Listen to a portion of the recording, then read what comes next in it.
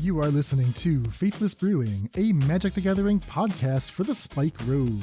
Each week we design new decks for tournament play. We put our creations to the test and share our findings on the air. Coming up on the Roundup, a BNR update in Legacy, competitive modern tryouts with Crabvine, HollowVine, and Eldrazi Stompy, and picks of the week in Modern and Pioneer. That's all coming up on Faithless Brewing. Thanks for listening and enjoy the show.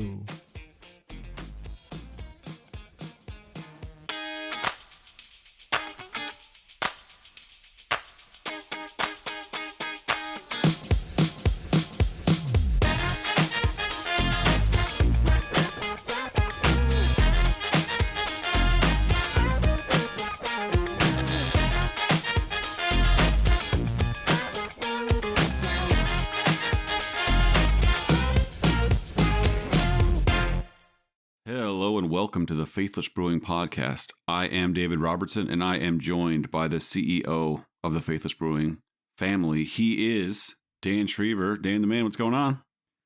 I'm doing well, David. Good to see you. Yeah, it's nice to be the CEO of a family. The ultimate merger. It's like the sort of Marxian congruence of, ideology and oh, God. the personal... I hate everything about this already. What have we done? Somewhere Michel Foucault is super stoked. I was thinking of it's a very evangelical thing. Like the man needs to take the lead in the household. Oh, the domineering, yeah. Well, anyway. You are in Texas. It's true. No, I feel the pressure. Austin's a little blue bubble, and I feel the forces closing in all around me. And there's some pretty gnarly stuff happening down here. Some of the legislation they're advancing right now is really scary stuff. Yeah, I can't imagine you'll survive it, but I will then become the CEO, so I'm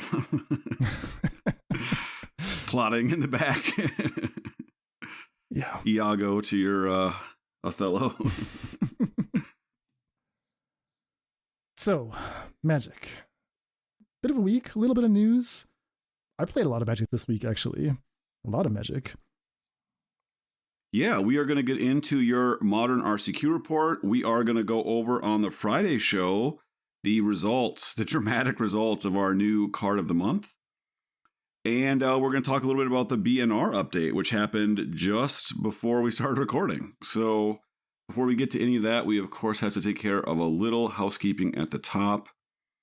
We want to give a big shout out to our newest patron, Matt D. Is it Matt Damon? Maybe. We don't know it isn't. That's a little too vague. Let's say M. Damon. M. Damon.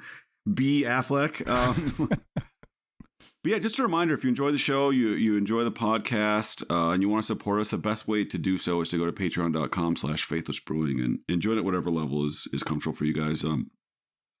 It does support the show. It's the best way to do so. You get Discord access, lots of ideas flying around. Obviously, we just had the vote for the card of the month.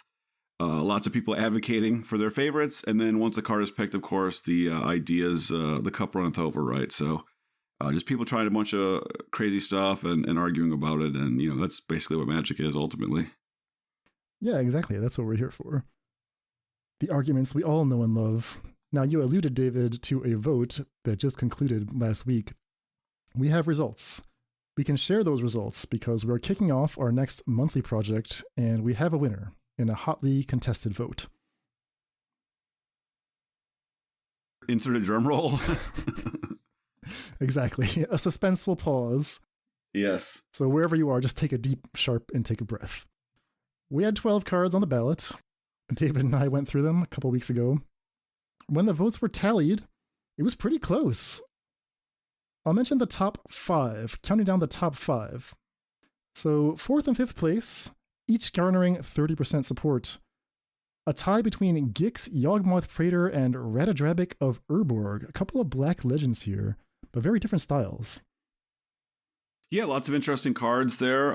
We've seen sometimes cards just not win, and then maybe they win the next time. So these might be sort of cards of future. I know, this was, I think, Gix's second top 5 finish in a row, so we'll see. There's definitely some love there. Always a bridesmaid. kind of a situation. Third place, surprisingly to me, with 33% support, is All Will Be One, the titular red enchantment. And this got a surge of votes toward the second half of the week, perhaps because we started to see some successful 5-0 lists in Modern of all things, using this combination between All Will Be One and the red 1-drop quest that just adds a counter whenever you deal damage. Quest for Pure Flame, is it? Quest for Pure Flame? That's the one, so you just need to have that quest in play. Slam your All Will Be One. Now all you have to do is like prick them with something, a Seal of Fire. You do have to deal 1 damage. Well, the thing that I love that people were iterating on is you can just play a land that comes into play with a counter. Like, people would have counter magic up, and once that's established, you just play a land that has a counter on it. It starts the chain. You don't even need to do damage to them with another spell or anything. Oh, that's so clever. I didn't even think of that.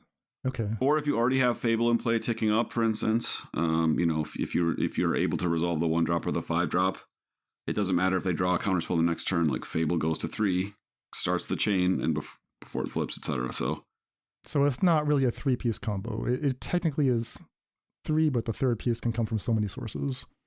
Yeah, exactly. So you don't need to have Seal of Fire in play. You don't even need to have a Lightning Bolt. Maybe you just tick up your land, Blast Zone, right? Maybe it's already in play, but you just add a counter to it, right? That's mostly obviously there's effects that can counter that, but they're exceedingly rare. Okay, nice. Well, we won't be hearing more from that this month because that took 3rd place, but that's a very interesting card. The top 2 finishers, and this was a very close finish, both in the artifact space. 2nd place goes to Teething Wormlet with 36% support. Teething Wormlet is a bit of an overlooked card. I mean, it came out last set, I want to say, Brothers War? Yeah, I believe so. Green 1-drop that cares about artifacts coming in. We really don't think of green as being an artifact color. I think that's part of what held it back. It did show up in the odd hardened scales list, but it hasn't really made an impact yet, and it's priced to move for sure. Yeah, and Mono White has really abandoned the 1 white enchantment that exiles permanents of 2 or less, which was, I think, just the bane of obviously Teething Wormlet and everything that triggers it. So that's super cool. I actually think that's kind of interesting. If you don't have like 1 card that just destroys you, then your 1-drop can actually be like worth something. The Wormlet also has infinite combo potential.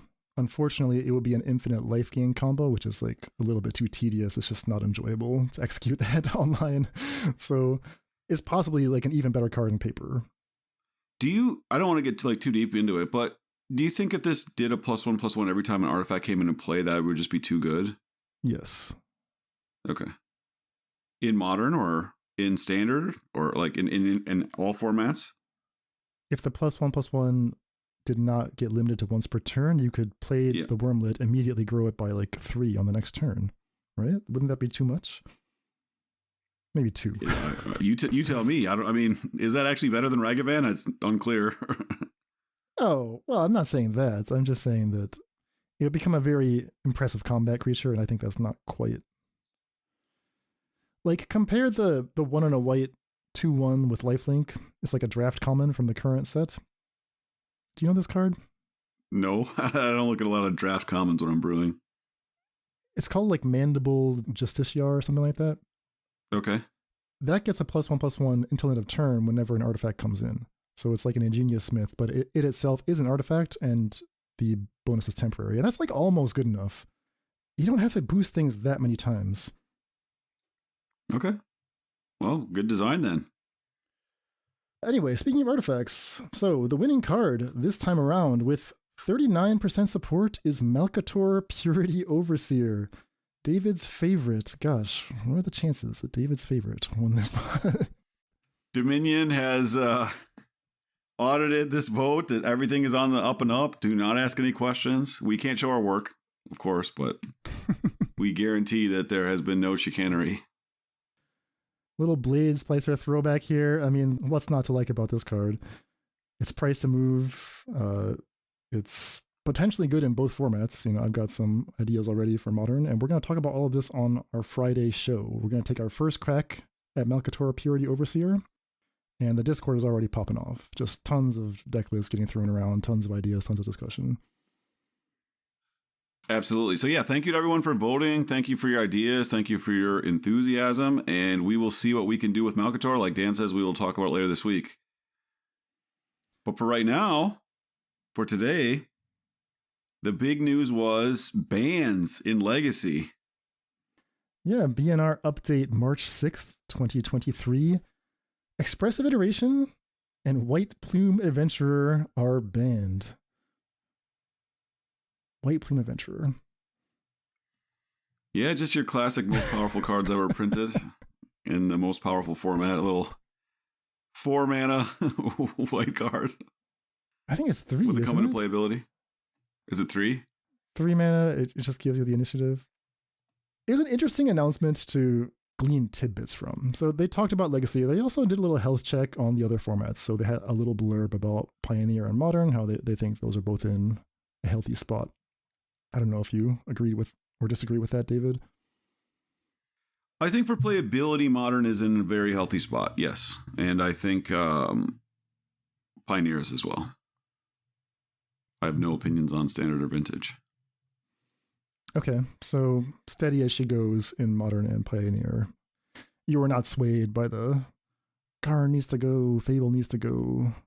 No, the arguments are banning something in Pioneer are honestly embarrassing. Like, anytime I see someone say that, I'm just like, wow, you're just like, no idea what's going on around you. It's like someone, like, you're playing basketball and you hit a 3-pointer and someone's like, I can't believe the 3-point line exists. Like, you get 3 points for shooting it from out there? Like, what kind of game are we playing? Just like, yeah, this is just how it is, man.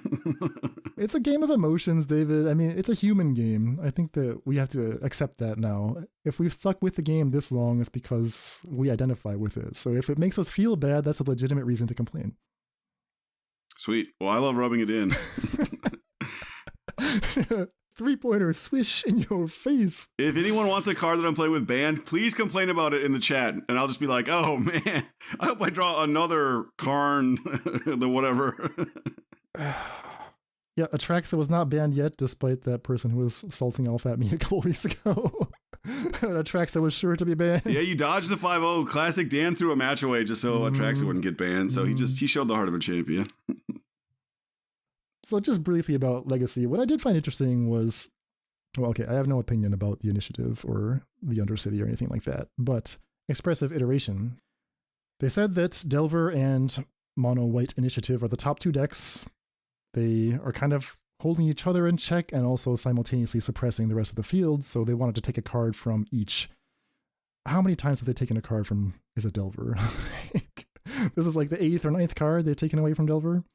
Yeah. They kind of double down on some of their old principles. They're not going to go after the core of the deck. Like, they're not going to target Delver itself. They're not going to target Daze, although there are many good arguments to do so. And Brainstorm is untouchable. So they're taking out Expressive Iteration. They mentioned also new tools like Murktide Regent, for example. But they say, and I'm quoting from the article here, that our hope is that by removing Expressive Iteration, we will reinforce Delver's historical strengths, namely efficient one-for-one exchanges, and weaknesses, namely a lack of sources of card quantity, in a way that leaves the deck more vulnerable in the metagame. They say that with Expressive Iteration, Delver can just adapt too easily to anything that's happening in the format. And what this reminded me of was, some of our occasional discussions about Pioneer and like the state of Izzet in Pioneer, where last week I was testing Pioneer, I ended up playing Izzet Phoenix in an RCQ, and it was my first time really playing an Izzet deck since the Expressive Iteration ban in Pioneer. You really feel it. Like, it's exactly what they're saying here in this announcement. It's not that I can't find card draw spells to replace the iteration. It's just that the iteration covers over all of your, linear bullshit that you're trying to do. Like, if you pick one access to do really well, like I'm going to do Arclight Phoenix really well, that can be targeted, that can be exploited, they can shut it down. Expressive Iteration was just so blanket strong that it would just pull you through any situation like that. It was like, I don't really care how you choose to interact with me because I have Expressive Iteration in my deck. I'm just going to pull ahead normally through the course of the game.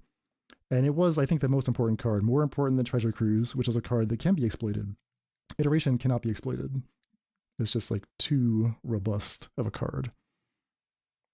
Yeah, I don't know that I 100% agree. I think it would actually, I mean, I understand why they left Treasure Cruise around. It would have been interesting if they had banned T Cruise and left the iteration.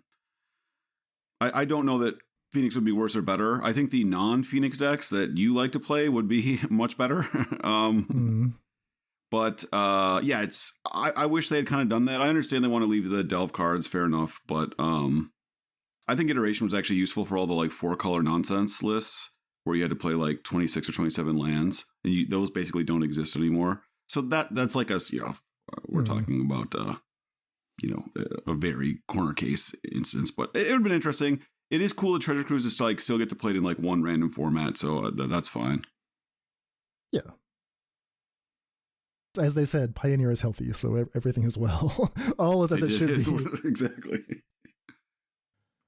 So after this announcement came out today, I just saw on, I think on Fire Shoes' Twitter feed that they also just previewed 2 new initiative cards that are coming in the next supplemental set. So the Undercity continues, although these are not white. They were in different colors. But yeah, I mean, WotC absolutely hates legacy players and is just trying to steal money from them. So you can choose to let WotC soak you or not. That's your business. Some people have an exploitation kick. That's totally cool. But man, they hate legacy players. They just hate them. It's like, yeah, we printed this thing that isn't even that good in Commander, and it's insane in Legacy, and we're just going to blow up the format, and then right before a bunch of Legacy tournaments, we're just going to ban it with no notice. Like, okay, fine, whatever. You're welcome. It's banned. Yeah, exactly. Shake our hand. Excellent work all the way around. But I think these actually have been well received from at least the reactions I saw. Yeah, I mean, the sense I got is everybody hated White Plume Adventurer, and they were willing to give up iteration if it meant that this terrible card left the format. Like, all right, you could convince me one way or the other on iteration, but if that's the price of admission to get this random card with no history, no whatever, it's just this stupid mechanic, you have to bring the freaking dungeon to every Legacy game for the rest of your life. All right, so that's Legacy and a little bit of Pioneer. I'm going to shift gears now, and I will tell you a little bit about my preparation in Modern, because I played an RCQ over the weekend, and I actually spent a good amount of time this week just trying to get back on my feet, get my sea legs under me, and try to figure out which of my Modern decks was best positioned to compete in the current metagame. So there's 3 decks that I actually worked on, and I kind of want to tell you a little bit about my testing process, my deck selection process. The first one was Sultai Crabvine, and I've talked about this before, is kind of my fallback deck. It's not as good now as it used to be, and I was not sure if that was because the metagame had shifted or because maybe I needed to improve my build. So what I decided to do was, first off, I identified, okay, there's 4 flex slots in the main deck. The cards you need to have, you need your Hedron Crabs, you need your Otherworldly Gaze, you need your Vengevines, your Creeping Shills, and your stuff that comes back from the graveyard. So that's Snork Amoebas, Prize Amalgams, you need Switcher Supplier. When you add it all up, you have 4 open slots. And there's about 30 cards that you can put into those slots, maybe 20. I stretched it. I was pretty generous with the cards I tested this week. And I figured the best thing to do would just be to have like open tryouts, just jam a bunch of leagues, put different cards in, and just see what happens. Well, I don't know if this is the best way. Do you think this is like a useful testing method, or is this just a waste of time? It's so hard to say. I guess it's more useful in this style of deck because you see so much of your deck. See in the sense of you put it into a zone where it's face up in some capacity in classic Dan Triever style. So I think it's more useful for this kind of deck because you do end up seeing, I don't know, what do you think? You flip over 30 cards or something in an average game? I think so, yeah. Well, and you can just compare and contrast, right? Like, all right, in this instance, do what I wish it was X or Y and Z. I mean, that you can just kind of do that mental calculus a lot more. There would often be a case where, like, I'd be trying to play some deck that we were, had proposed, and then I was just going to replace one card with another just because I couldn't, like, afford the rental. And then be like, all right, mental note, like, whenever I see this card, it could be, a hearse or it could be the Soul Guide Lantern. And then I just never see either of them, and it's just like, oh, I'm dead. It doesn't, But, because you only see, like, whatever, 12 cards or something in some really fast games. Yeah, that's an interesting technique to kind of just like mentally put a sticker on that card. Like, this is the slot that I'm testing. And sometimes it's just like an extra, like the second basic land or something like that. I don't know if that like leads you down to like putting too much emphasis on a small sample size, because that specific card, may or may not come up. And then if it comes up, you're like, oh, this is, my decisions are paying off. Maybe it's better just theorize it, because we don't actually play enough games to get meaningful data on this. Well, some data is not necessarily worse than no data. Yeah. And it means that it's a yes and, right? I mean, you've already theory crafted because that's how you decided on these cards to test. True. So now we're actually running the, like you say, a limited but non-zero number of experiments.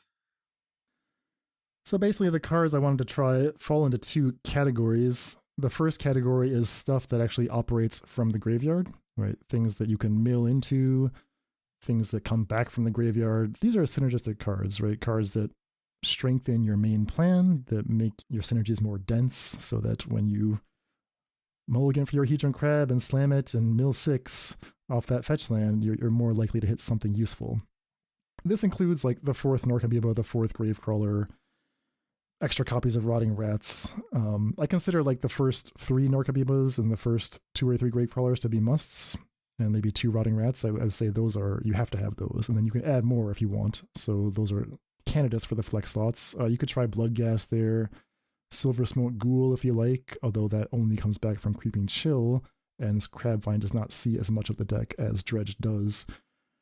But I was actually interested in some of the stuff I hadn't really tried before. So Baithook Angler is a random draft common. It just has Disturb. It's a 2/1 blue creature, but it has Disturb, so you can cast it as a 1/2 flyer from the graveyard. And importantly, that is an actual casting, so that counts as 1 creature toward your Vengevine, similarly to the way that Gravecrawler is cast from the graveyard. It's not a zombie, but it actually doesn't require anything in play.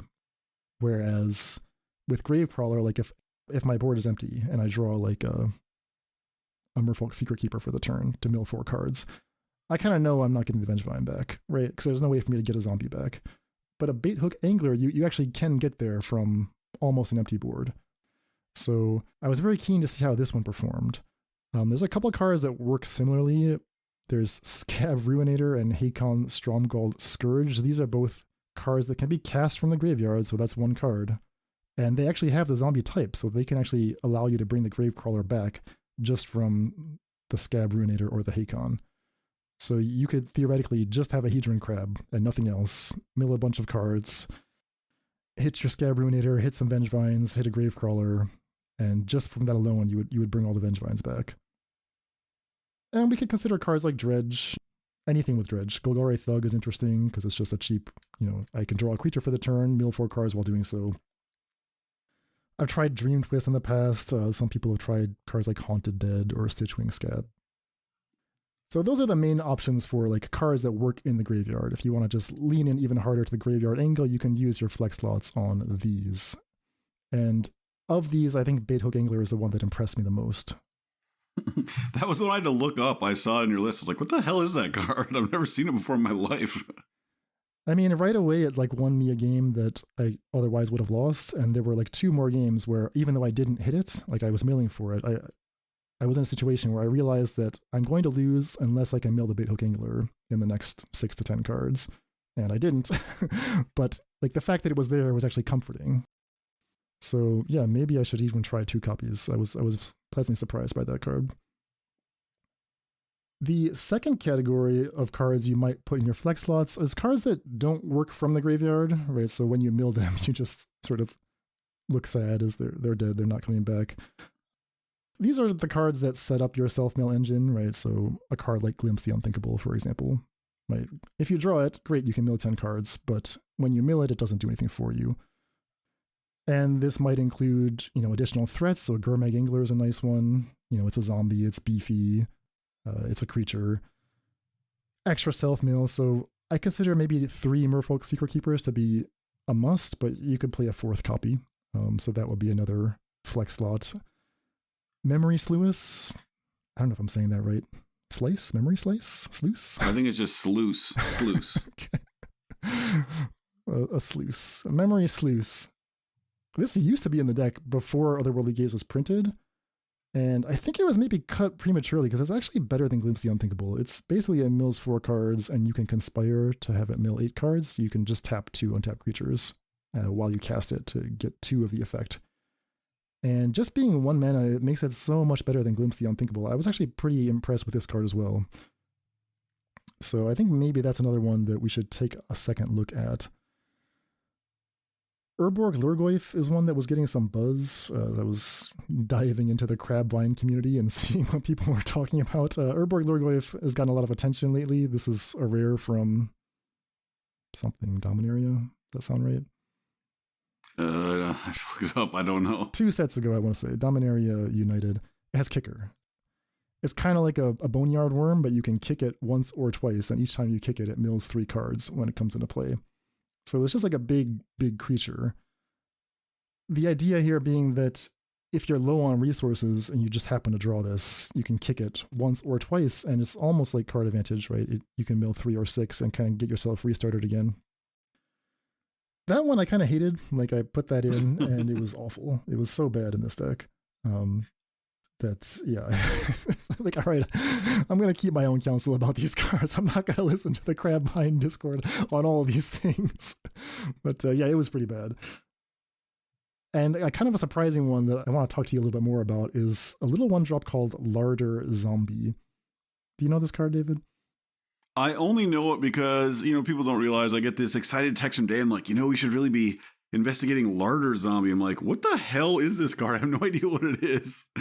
So I'm like, knowing Dan, it's probably like a cheap common from some random set that moves cards from a zone to another. And this did not disappoint.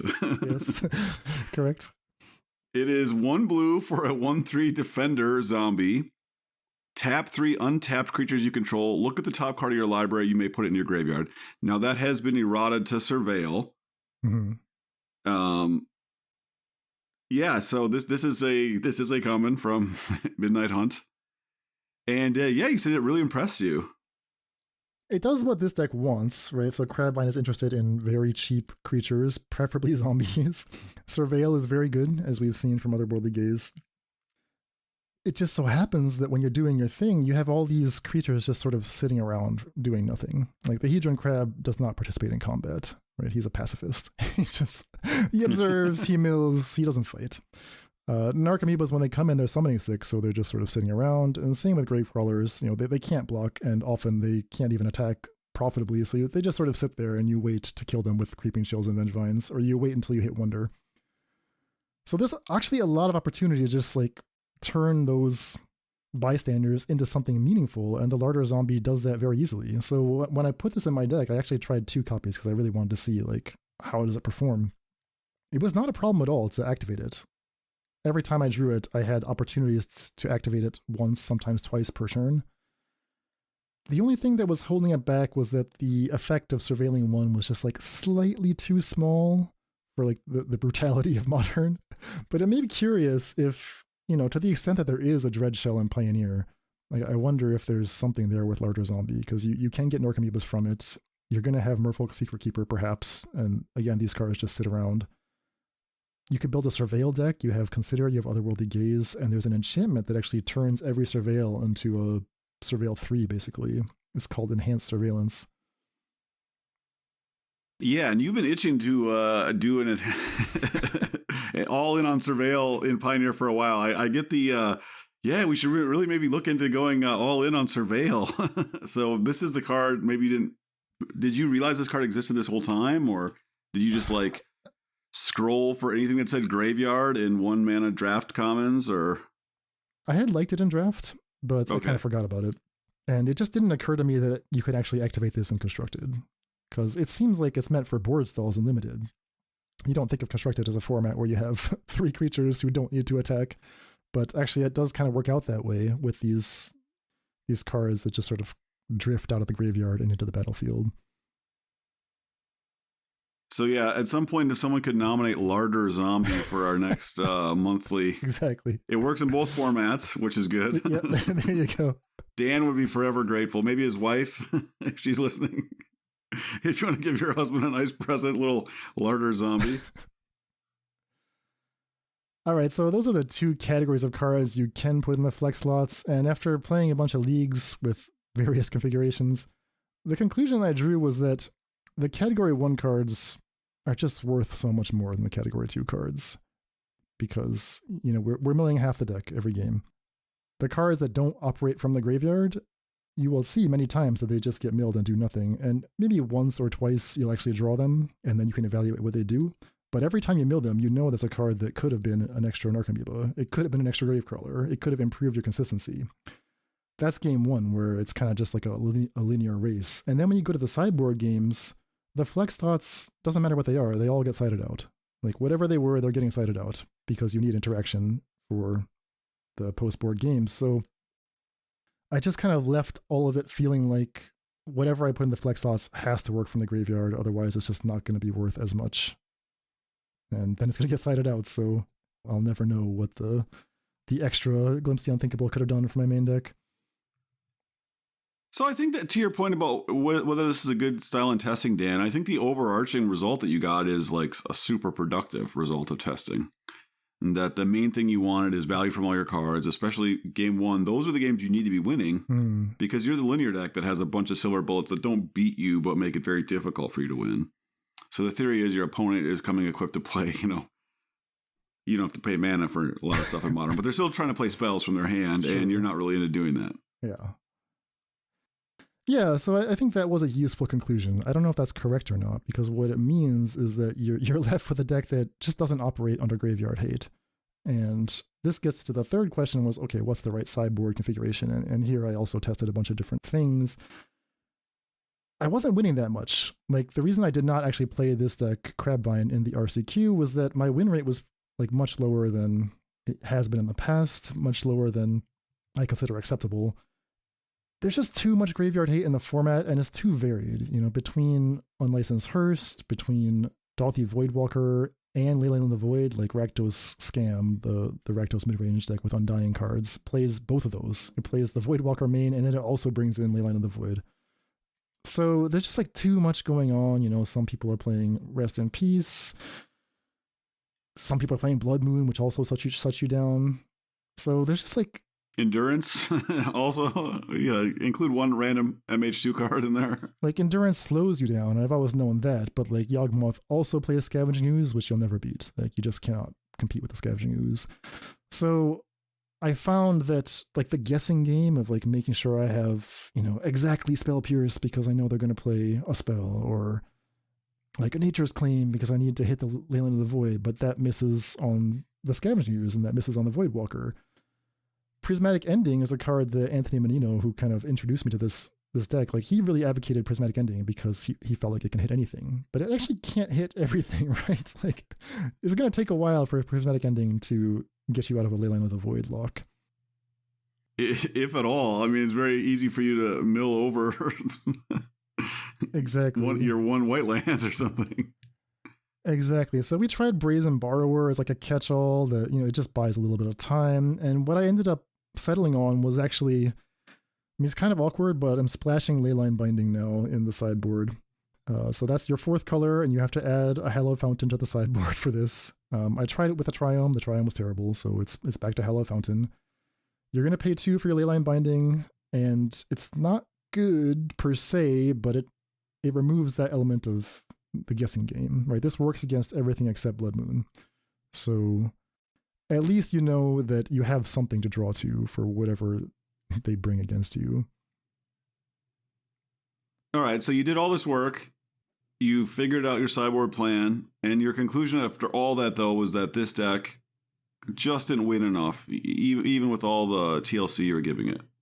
Yeah, I didn't have enough agency over how much Graveyard Hate my opponent brought, and when they started the game on Graveyard Hate, there's just not enough ways to like guarantee that you'll find your Graveyard Hate removal in time. So yeah, the win rate was low. So I'm off that one for now, but we'll see. I think I have a good build. I'll post it in the show notes, but yeah, you need the amount of Graveyard Hate to decrease. All right, so we need the Graveyard Hate to decrease so we don't abandon Vengevine. We're going to at least try to play some Vengevine, but you wanted a deck that wasn't as dependent on the graveyard. That was your goal, right? Yeah, and that's the holy grail of graveyard decks, right? Something that can still win even when you're under a Leyline of the Void. And it's really hard to do. It's really hard to do. But in the Crabvine Discord, in the Hollow One Vengevine, what do they call it? Bridgevine? HollowVine, sorry. In the HollowVine Discord, they were very excited about a new build from a YouTuber named DakFaden07, who had posted a couple 5-0, 10-0 leagues, and another person had picked up the list and also went 5-0, 10-0. It seemed like the deck was suddenly broken in a way that it hadn't been before. By the deck, I'm talking about like basically Temur Crabvine. It's mostly mono red. You're splashing blue just for Hedron Crabs. The green is just the Vengevine, and what you're trying to do is mill yourself as much as you can with the Hedron Crab to find Ox of Agonas. Ox of Agonas, because it escapes, does count as a cast trigger. Not only does it contribute to your Vengevine, it clears out your hand, so it discards your whole hand. Any Vengevine stuck on the hand, go to the graveyard. Any Blazing Root Walls in your hand get cast for free, which becomes the second card for the Vengevine. It's just like a beautiful engine. Like with a crab and fetch lands, this configuration can just overwhelm the opponent just with one Hedron Crab, because all you need is that Ox Vengevine Rootwalla engine. You surround it with other stuff, like Insolent Neonate is sometimes played. This build that DakFaden07 was promoting used the Hollow One engine, so that means 4 Hollow Ones, 4 Burning Inquiries, and 3 Goblin Lures, kind of the random discard.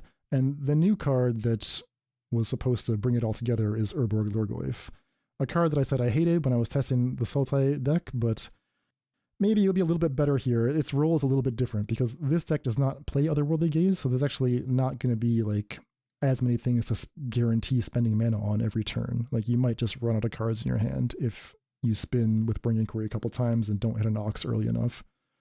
So here, playing all 4 copies of Urborg Lhurgoyf, I was actually very happy with the card. It did what was advertised. It was a big beater early, and then later in the game, in an attrition game, I could draw it and kind of reload. It got me most of the way towards an Ox. So it was much more impressive in this build, which is kind of surprising, like how differently it played.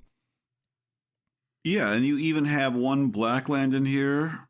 Yes, so you can fully kick it in, assuming they haven't disrupted your mana at all.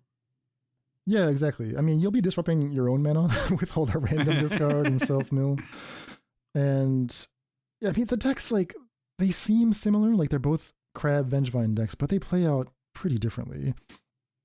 The Sultai version, you're playing Creeping Shoal, so you kind of start at 30 and they start at 10. This deck, I mean, DakFaden wanted to play Street Race, so he was playing 18 land or 17 land and 4 Street Race. I cut those. I wanted to play 20 land, but I mean, you have to shock fetch every turn for the first 4 turns of the game. Plus, you're playing Street Race, so you kind of start at 6 every game. And you don't have, but in exchange for that, you have this overwhelming offense when you're unchecked. And you have the ability to just kind of cheese people out with Hollow Ones. Like every once in a while, you'll just sort of spin into the perfect Hollow One sequence. And then you can make a YouTube video about it and get everyone excited for it. So, I've played plenty of this deck before. I went in with eyes wide open. I was not expecting this deck to be broken or anything like that. And I watched DakFaden's videos very carefully because, he was kind enough to upload the games. And yeah, the common theme was the reason that he was winning by so much was that his graveyard was mostly not attacked. Like the graveyard was unmolested. He had full access to it. Nobody ever flashed in Endurance to shrink his Urborg Lhurgoyf to 0, which happened to me many times when I was playing this. No Dalthi Voidwalkers or Leyline of the Voids were shutting him down. So the thing is, like, we want the Hollow One engine to be that second angle, but it's just not reliable. Like, and granted, I cut the Street Race, so like maybe I didn't get them as often as I could have, but even in the videos of DakFaden, he didn't really get the Street Wraiths. I think maybe once he used Street Wraith to get a Hollow One in play. But for the most part, the Street Wraith was just like, I lose 2 life. It makes your Urborg Lhurgoyf slightly bigger. It pumps your Flameblade Adept by 1. It gets you 1 closer to Ox. So it's not useless, but this idea that you're going to like turn 1, cycle 2 Street Wraiths and play a Hollow One, it's not very likely. So your takeaway was that this list doesn't even have as much, or maybe has equal cheese ability sort of in game 1, but doesn't actually solve the real problem, which is if there's graveyard hate, the deck does not execute its game plan very well at all. Yeah, that's my assessment, and I'm sure that some people would disagree with that. Which do you think is the better game one deck? Like, do you think that the Sultai Crabvine list is actually better in the sense of maybe is a little more unfair, or do you think they're equally unfair? Or I think Sultai is a better game one deck, but I mean it's more consistent in the sense that you're actually mulliganing a lot in the Sultai deck, whereas with this deck you don't really mulligan unless you don't have lands. Like there's no benefit to mulliganing, like because you're going to be doing a random draw 4, discard 3, right? I feel like the inconsistency comes entirely from that Burning Inquiry line. Like you could just win the game on turn 2 with this deck, or not, and then like what does a Burning Inquiry do for your opponent? Does it mess up their plan, or does it spin them into what they need? Does it discard their Archons for them to persist them back? The whole range of possibilities is on the table, and I think anyone who's played Hollow 1 Burning Inquiry knows that you can't just say, okay, this is going to work every time. It's not going to work every time.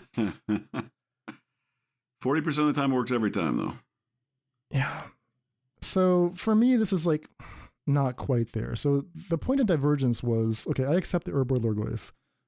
Dak Faden said that cutting the Underworld Cookbook and cutting Asmo from the deck really improved the aggressiveness. Like it made him not have to worry about sequencing the discards. He just cycles the Street Wraith as soon as he wants to, because you're not, worried about getting an Asmo stuck in your hand.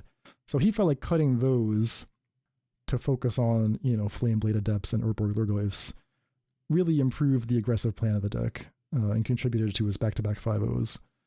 I don't know. I mean, I played 2 leagues and the graveyard hate really stunted me a lot, and I kind of felt like the Hollow one was the problem.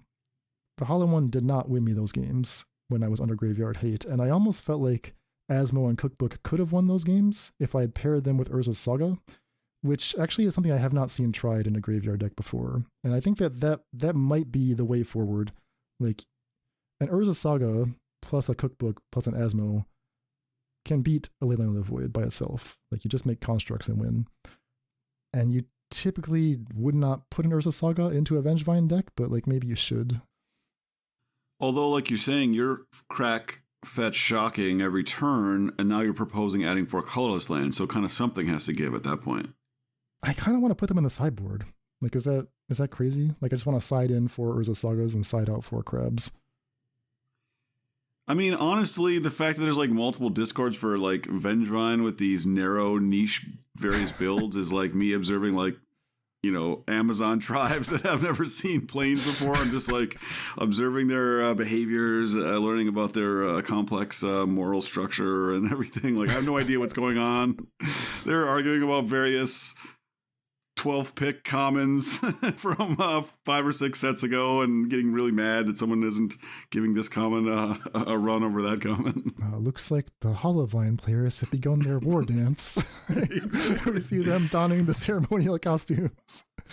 Which wildly unplayable 1-mana card are they going to insist breaks this format wide open? Somehow they 5-0 all the time. I just find the whole thing to be fascinating. Well, I mean, the solution is to give them an iPhone, which is what I'm saying with Urza Saga. You waltz into the village and just be like, hey, I've got Furies and Urza Sagas. Like, let's put these into the deck and see what happens. Yeah. Can't be that wrong. Exactly.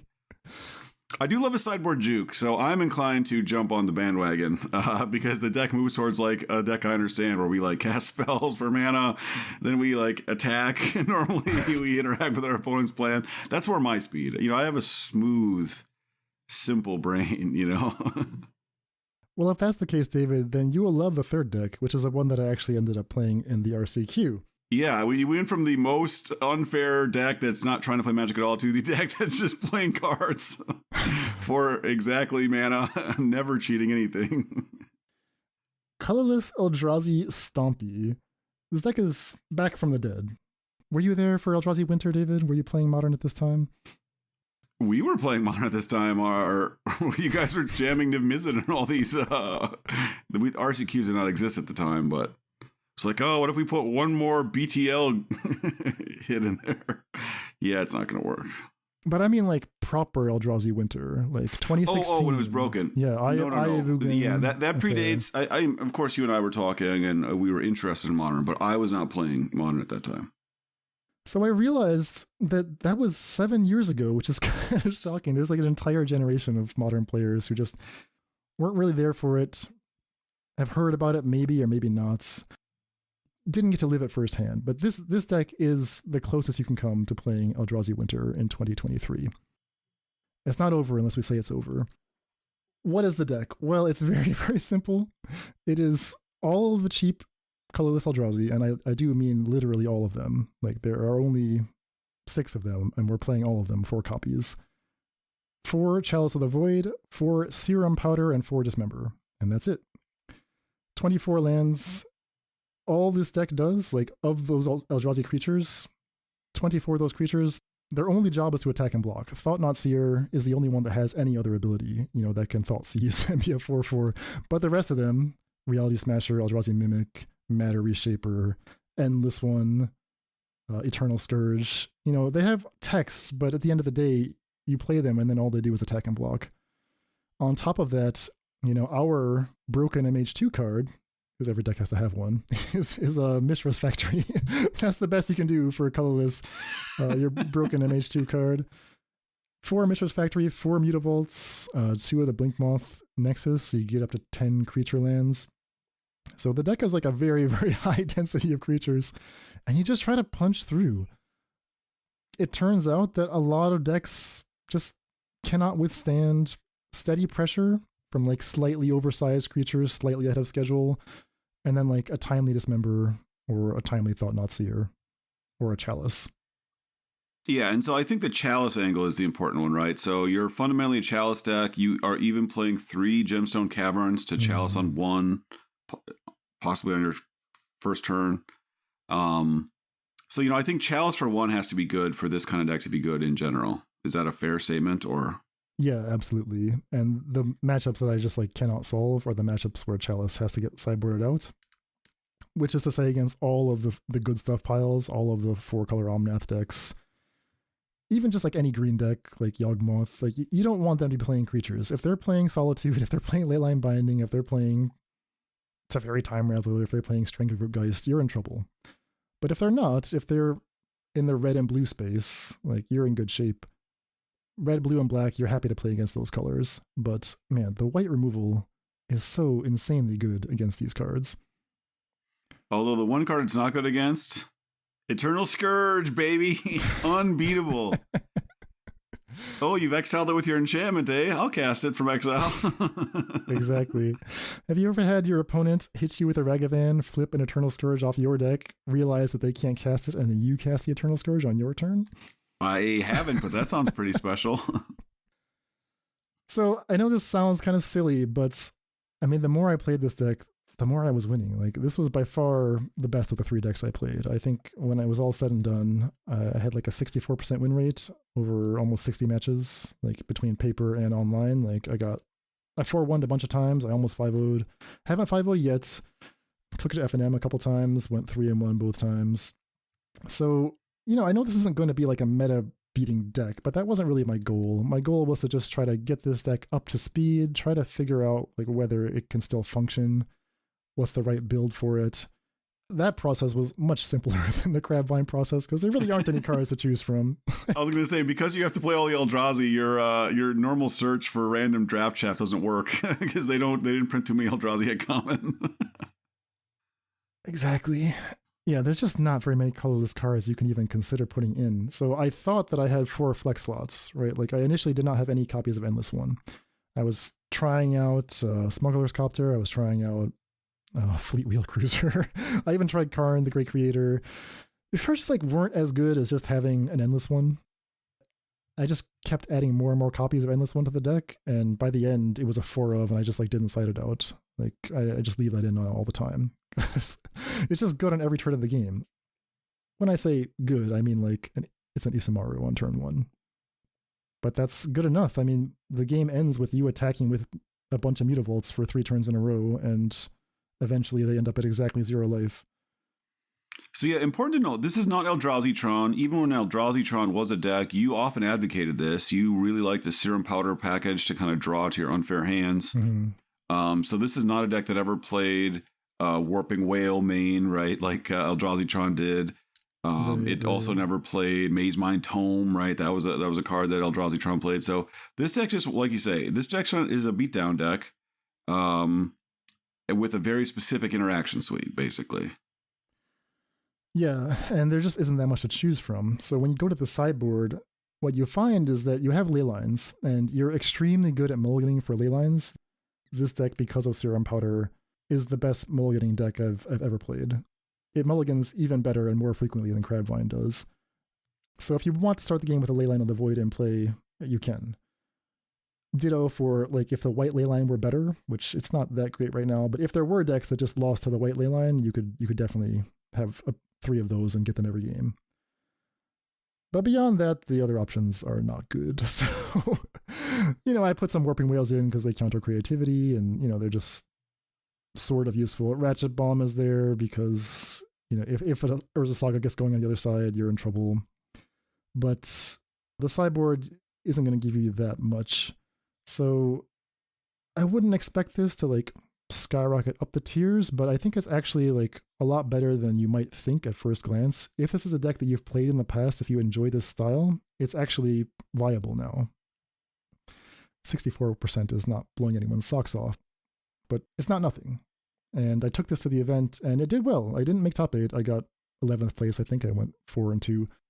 But I had a lot of fun. It's a very consistent at getting to do its thing. You start more than 60% of games with Eldrazi Temple on turn 1 because of the mulligan strategy. So, if you enjoy casting Eldrazi, I highly recommend this deck, and I think I'll be putting together a write-up on it pretty soon. Yeah, super cool. I mean, it was really interesting to sort of see your journey to the ultimate beatdowns, baby.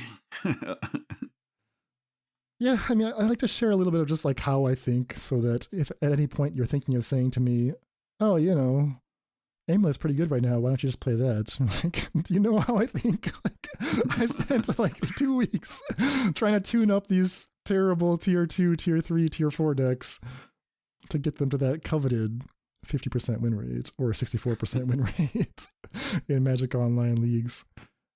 Not saying you should take these and expect to win your next tournament, but if this is part of your Modern collection, if this is part of your deck repertoire, I was encouraged by the results for all of these decks, actually. And, after Larder Zombie Month, we'll, tune that one up a little bit and we'll be ready to roll. All right, enough of my nonsense. Let's close things out by looking at other people's nonsense. Picks of the week. We each have one deck picked out. David, you're looking at Pioneer. What have you seen? Yeah, Pioneer. So people have been trying to play Tyvar, and a bunch of them have been coming up with these Tyvar aristocrat style decks. Most of them play Collected Company. Most of them play Tyvar. They play Mana Elves. This deck caught my eye. It's playing the full 4 Lazotep Reaper. So for people who don't know what that card is, speaking of draft chaff, 2 mana for a 1/2. When it comes into play, it amass 1s. So if you don't have an army token, you create one, and it puts a +1/+1 counter on this 0/0 zombie army creature. So it's a 2 mana that makes 2 mana creature that can be hit by Collected Company or bought back by Tyvar that is also hittable, and then it turns on your priest, basically. So these are all Priest of Forgotten Gods decks, and we identified early that Priest of Forgotten Gods is the kind of card that gets really buffed up by Tyvar. The complaints we often had, Dan and I echoed them both. This card just dies. This card does not have Summoning Sickness, so it's a bad top deck. It's not great on 2. It just dies to Stomp. Tyvar fixes both of those things. If it gets it back, you can use it right away. You almost want them to kill it so you can immediately minus your Tyvar so you get value out of it, right? You want your 3-mana Planeswalker to draw a card as opposed to untapping, which isn't always useful. And then this deck is just all in on the package. It has 4 Zillipore Cutthroat, 3 Vran Executioner Thane. This is a card we kind of even talked about when it was spoiled. It sucks you only get to trigger it once, but that trigger is pretty good. That 2 life for you, 2 life for them. That is a whole Shieldred Cycle, basically. If you get to trigger on your turn and on their turn. And they're even more all in with 3 Bastion of Remembrance. It creates a 1/1 token, and then it again has a drain trigger every time a creature dies. And because of the card choices they made, they are playing Gigantha. And you do end up having a lot of mana often with these. Sometimes you're just tapping your priest to kill, their creature and maybe draw a card. Sometimes you don't draw anything. You just play your land. You have 2 black floating. You just get the Gigantha to your hand. So this is a very good deck for Gigantha, is what I kind of wanted to highlight. And picking your main deck cards and sideboard cards, of course, Gigantha should not exist. We don't need to get into that. To allow you to continue to play Gigantha is, I think, a huge gain. Bastion of Remembrance. So under what circumstances would I actually put this card on my deck? It's like an unkillable Blood Artist, something like that, but it's not strong. It's not powerful. I actually saw a lot of standard play when standard was very powerful. But yeah, I think it's just they're all in on these triggers. And so once you start doing that, then Bastion is just another way to do it. It dodges Wrath of God. It dodges Anger of the Gods. It dodges a lot of the common ways you typically hate these decks out. And just sticking around means that, especially because Tyvar also dodges most of those cards, all of a sudden you just have, Tyvar pluses, the next turn it minuses and gets a creature, and all of a sudden that creature has haste, and you're just Bastion remembrancing them again. So I don't know if this is the right card or not, but this is the deck I saw that leaned most into it. Most decks are playing like Vran, Executioner Thane, and no Bastions of Remembrance. This deck is like, we're all in. We got 3 Vrans. It's a 2-mana legend that, I thought it was okay. Dan thought it was, maybe a little worse than that. We don't think of Bastion as a playable card, and, maybe this is it. This is a super aggressive version of this because it's almost all in on just going to town on your opponent's life and gaining life for yourself as well. Yeah, I would have thought that the Meathook Massacre just made Bastion of Remembrance completely obsolete, but Meathook is not Gigantha eligible, and you don't really want to wipe away your own board if you don't have to. I guess that's part of it. So maybe Meathook is just like not what the deck wants, and Bastion, by bringing along that extra body, giving you that companion, just like does enough. And Priest is just really well positioned right now. If you think of like Channel Fireball's blue-red list, a live Priest means they can't even combo you, right? You buy a whole extra turn. They have 1 creature in play that you force them to sacrifice it. If they target a creature with their tutor spell, then you kill one of them. They need to hit with both, so they have to target 2 artifacts. And if they don't have another creature, you stop them, do 2 damage, draw another card, et cetera, et cetera. So, yeah, just super cool. I think people are going to keep experimenting with Tyvar. I think it is maybe the second best 3-mana Planeswalker in the format. And so, I think we're just going to see a lot of decks with this. And, one of the things that Dan and I discovered during Tyvar week is you kind of got to play 2 colors. You end up getting a lot more value from your lands that way. Mm-hmm. Playing the 3rd color means you get to play better cards. But if you don't draw the right cards at the right time, you end up kind of being SOL. So I think we're going to see Tyvar and black-green lists in Pioneer. And this is a list that really just leans into black-green. Again, the mana allows them to play Gigantha. And it just seems like a super cool deck. Yeah, absolutely. Glad to see Tyvar doing well. Glad that I picked up my playset last week. So I'm ready to jam Tyvar once we settle on a good list. All right, Dan, you were looking at Modern. What did you find? Yeah, so the Modern list that I want to talk about here comes from friend of the show, Lawson Zandi, who is Zanman, a sometimes streamer. He actually lives in Austin, so we've been hitting up some of the local tournament scenes together. And one thing that's, we noticed at this weekend, as I was trying to convince him to play the colorless Eldrazi deck with me, was that Ghost Quarter, which I was playing 4 of in my deck, is actually pretty useful in the metagame right now. Not a lot of basics are being played in Modern. Even against decks where you might not expect Ghost Quarter to do anything. It turns out that Indomitable Creativity only plays 1 basic land in their entire deck. They play 1 mountain. So if they ever have the mountain in play, you can just Stone Rain their Triumphs willy-nilly. Field of Ruin actually has a new printing called Demolition Field. Does that sound right, David? Yes. Yep. So you can play a bunch of copies of that. And I kept running into this mono black control deck in the leagues that was playing like Cabal Coffers and then all 8 of the Field of Ruin effects. And it was giving me all kinds of fits, just like devastating my mana base. So between those observations, we were starting to feel like, maybe there's something here. Like we just need to find a shell for them. And what Lawson came up with, like his mind works in beautiful ways. He brewed what he calls mono white Ponza, inspired by some of the Shining Shoal humans decks that we talked about last week that are kind of burst onto the scene in Modern. But instead of playing like the random human suite of like, get your Adeline, get your Luminarch Aspirate, etc., Lawson was thinking, all right, let's, instead of focusing on human tribal, which is exploitable, let's just play kind of like a mid-range mana denial strategy. We're still going to play Shining Shoal and Solitudes. So Shining Shoal really likes to have Emeria's Call to pitch to it. Lawson figured out that instead of playing the White Chancellor, which is kind of only good on turn 1 and not that good, that he could instead play just some of the MDFCs. Like there's a 8 mana Wrath that you can play as a land, or you just pitch it as an 8 mana card to your Shining Shoal. So you have plenty of stuff to pitch to your Shining Shoal, and it just turns out that in a format where red is the best color in Modern by far, having main deck Shining Shoal is just devastating. He even figured out that Burrington Forge Tenter, the humble little Kithkin wizard, is actually like really, really good right now. So he's actually playing 3 copies of Burrington Forge Tenter in the main deck.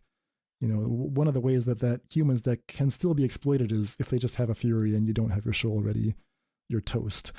But a turn 1 Forge Tender stops an entire Fury. It blocks Reg Event forever. Like the red players just look and feel very foolish with the Burrington Forge Tender in play. So you kind of got these techie choices. They kind of fill out the top of your curve, the free part of your curve, and the cheap part of your curve. Then you have your Taxers, you have Esper Sentinel, you have some Thalias, and then Leon and Arbiter. Cat Jesus, your favorite, David. Cat Jesus is back so that you can Ghost Quarter and Field of Ruin to your heart's content and just completely shut down people's mana.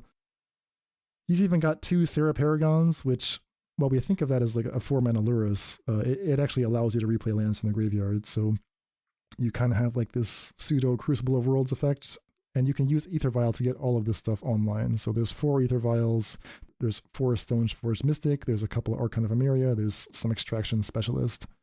And the Stoneforge package is, Cauldron Complete. I think he was trying stuff like Lion Sash, Batterskull, Shadow Spear. That's still up in the air.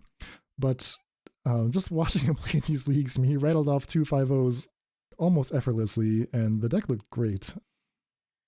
Yeah, the Shining Shoal tech is sort of the top end, and then like what you can put underneath that. And I agree, the human shell didn't seem particularly strong. It's like, okay, the Shining Shoal is super techy, but yeah, I love all these ways to rebuy Leon and Arbiter, basically. Because even if they kill it, right, like Extraction Specialist is so good, and Stoneforge Mystic is a card that they're priced into killing. Esper Sentinel, I mean, yeah, this deck just seems really interesting to me. I won't claim to be an expert. Just the 2 equipment for Stoneforge Mystic seems weird to me, but maybe that's the right number. Yeah, I'm not sure about that. I mean, these are just first draft or second draft. I think there's definitely room to explore. Like I was advocating for what's that 3/2 reconfigure? It's like a 3/2 flying for 3, and if you equip it for 5, you get a platinum. Yeah, it's a worship effect. Yeah. So I mean, the value of these is that because they're white, Stoneforge Mystic can go find them, and now you have like a white card in your hand to pitch to Solitude or pitch to Shining Shoal. And Lion Sash obviously the same thing if you want that. There's definitely like a lot of room to tinker in this space. I wondered if the Ranger Captain of Eos might be good, because that gets you even more copies of Burnt and Forest Tender if you want it. It's a very, very interesting shell, very promising. Yeah, super cool. If you have Shining Shoals like somewhere in your collection, your bulk bin, just like find them, hoard them. I think this is like a modern staple that's been hiding in plain sight. I own a couple and have literally never played them. It's like, it's only unplayable, or it's only playable because Wizards like, monetized Modern. So it's like good against exclusively MH2 cards or MH1. Fury, the 6 damage spell, Ragavan. It's just devastating on combat. I mean, I've seen people, you lead on Esper Sentinel, they pay an extra mana for Ren and 6. Yeah. Or don't pay mana for Ren and 6. You gain a card, then they minus to try to kill it. You Shining Troll the damage back and then get to attack and kill it. It's just crazy. Like, yeah, exactly. I mean, that I saw Lawson do that a couple times. So it's like a called shot. He's like describing what they're gonna do before it even happens. He's like, they're gonna play Ren and 6 here. They're gonna give me the card. They're gonna try to kill my Esper Sentinel. I'm gonna shoal it back at the Ren and 6. So at least for now, this is a way to attack the modern metagame, and yeah, I'm excited to see where it goes. Yeah. Anything that punishes all these people just playing blue, red, etc. Red, black. Exactly. All right. So a little spice to round out our little modern discussion today. I think that'll be it for today. We will be back later in the week to take our first crack at Melkator the Purity Overseer. So, David, I will talk to you again in just a few days. Yes, sounds good. Take care. All right, see ya. Deck lists for this episode can be found at our homepage, faithlessbrewing.com. And tune in next time for new brews with Melkator Purity Overseer, plus testing results with LS Norn. Support for this podcast is provided by brewers like you. Join the Faithless family and help support the show at patreon.com/faithlessbrewing for Discord access, bonus content, and more. That's all for today. Stay safe, and we'll see you next time.